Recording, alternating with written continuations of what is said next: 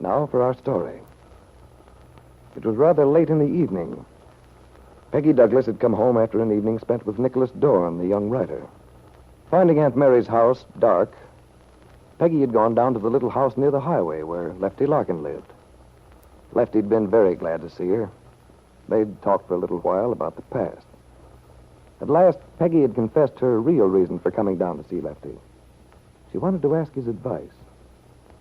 Looking at the girl he knew to be his daughter, Lefty had felt a surge of tenderness as she said, Lefty, you know how depressed I was a while back.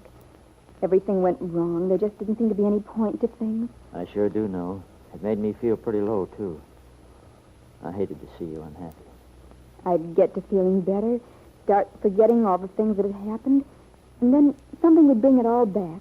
I'd have to go through it all over again. But lately, I've been feeling a lot happier. Things began to mean something again. Yes, I've noticed you seem much more cheerful these last few months. I have been, Lefty. Ever since Nicholas Dorn came here. That's what I want to talk to you about. You see, something's happened. What do you mean, something's happened?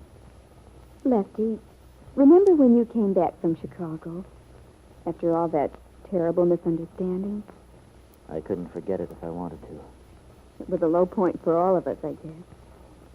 But there was one night when we had a talk, you and I. I remember that talk very well. Well, I told you then, Lefty, that you were the nearest thing to a father I'd ever known. It's still true. You don't know how happy it makes me to hear you say that, Becky. You couldn't possibly know. And tonight, well, I just feel as if I've got to talk to you. Nicholas is such a fine person. I couldn't go on without deciding. I do hope I haven't done the wrong thing. Well, I suppose I ought to start from the beginning. Then maybe you'll understand. You see, when Nicholas first came here, I was still all mixed up about Bill. Why, the very morning I met Nick was that time Ben Calvert talked to me, said all those things. Someday I'm going to punch Ben Calvert's nose. Oh, it wouldn't do any good even if you did. As Aunt Mary says, I guess he just can't help himself. It might not do him any good, but it would give me a lot of personal satisfaction.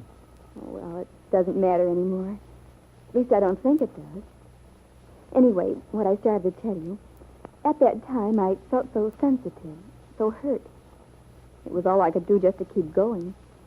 You were pretty darn brave about it, if you ask me. Well, I tried to be. But sometimes I felt as if I were being torn in two. But then I began to feel a little better. And Nicholas helped a lot. He's a fine boy, Peggy. I felt so from the beginning. Yes, he is. And, well, you see, Nick's experience was something like my own. I mean, he'd been hurt, too. He was trying to recover his equilibrium as I was trying to recover mine. So we used to have long talks. We got to know how we both felt about things. Of course, we didn't always agree. I've heard you two going at it hammer and tongs.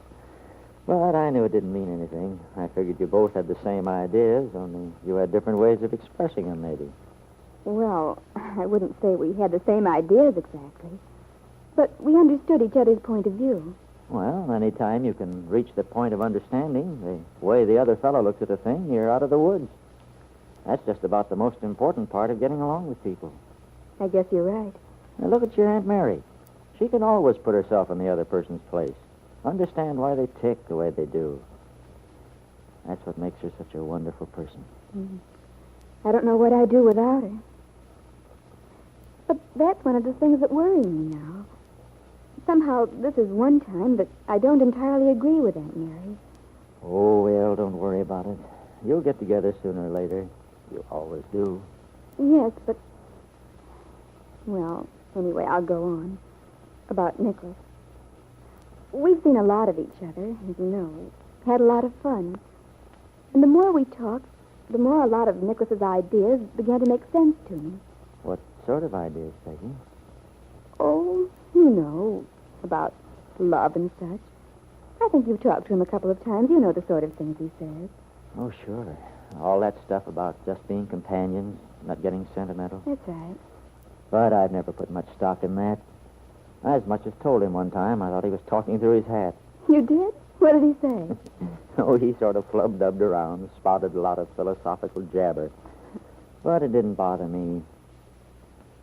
Nicholas is too fine a person, too sensitive to really believe all that. Well, yes, he is sensitive, Lefty, but I think you're wrong about his not believing what he says about marriage and love. He believes it heart and soul. You mean to say he sold you on it? Look, Peggy, don't let him kid you. I know better. Remember that day I went over to the place on Kenmore Road with him? Yes? Well, if I ever saw a guy who was romantically inclined, Nicholas was that guy. What do you mean, Lefty? Well, he was showing me through the house. He was talking about all the improvements he planned to make. He'd say, I sort of thought it'd be nice to paint the kitchen yellow. Women like a cheerful kitchen.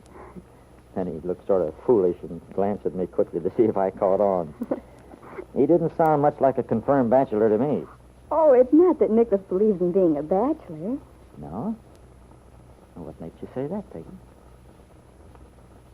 Well, I'm pretty sure that's all. Maybe I'd better finish telling you the story. Unless it's putting you to sleep. Oh, anytime I go to sleep when you're talking to me, you'll know there's something seriously wrong. All right, then. You see, when Nicholas first told me he didn't intend to go back to Hollywood, that he'd like to stay here in Wakefield, I was surprised. He'd always intended to return there. I know he did when he first came, but it didn't surprise me when he decided not to. And then one day he told me he'd found that little place, the one he showed you. He said he'd decided to buy it. Sounds like a good idea to me. Oh, it's a darling place. Well, of course, I thought he planned to live there by himself. And then he told me he couldn't do it alone. Yes?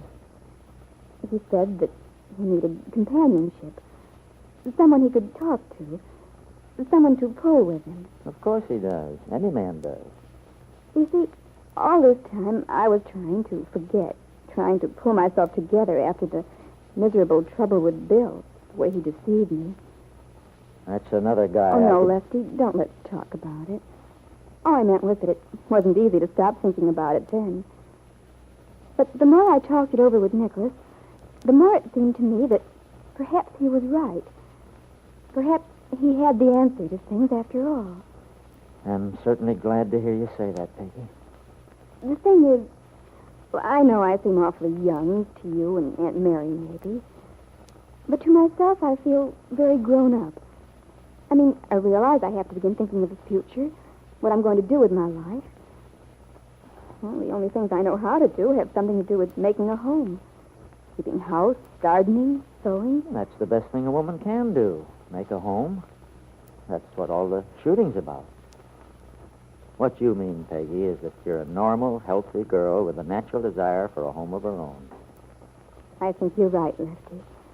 That's what I want. And I think I could do a good job of it, too. I know you could.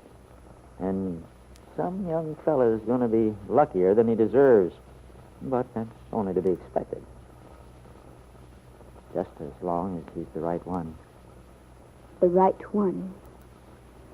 That's it, Lefty. How can I be sure? I think, Peggy, dear, you just have to look into your own heart. That's the only way you can know. Look into my heart. But, Lefty, that's what I wanted to tell you. I have looked into my heart. And I'm not sure I know how to read what's there. You see, Lefty, Nicholas Dorn has asked me to marry him. And I've told him that I will.